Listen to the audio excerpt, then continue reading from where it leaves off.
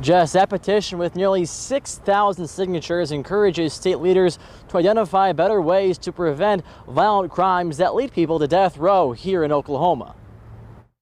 And I believe that if it's wrong for us to be killing, then we have to find a better solution other than killing to prove that it's wrong to kill. Antoinette Jones, the sister of Julius Jones, at the Capitol today, one of several delivering a signed petition to Governor Kevin Stitt's office.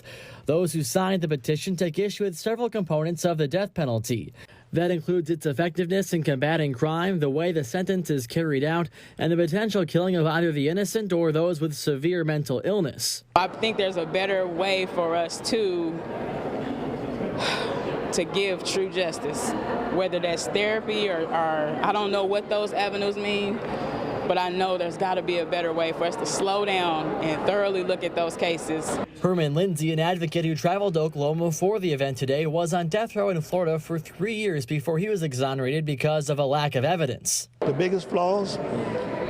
Well, most people would say prosecutor misconduct, but I'm going to say members in society. Lindsay believes there needs to be a change starting at the ground level, encouraging those who share his opposition to capital punishment to reach out to those who represent them.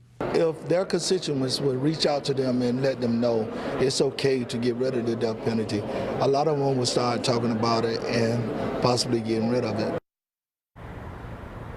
We reached out to both the governor and the attorney general, the governor choosing not to comment, but AG John O'Connor releasing a statement today saying in part, quote, "The method of execution has been litigated and found to be a constitutional method of execution. A moratorium would do nothing more than delay lawful judgments and sentences from being carried out."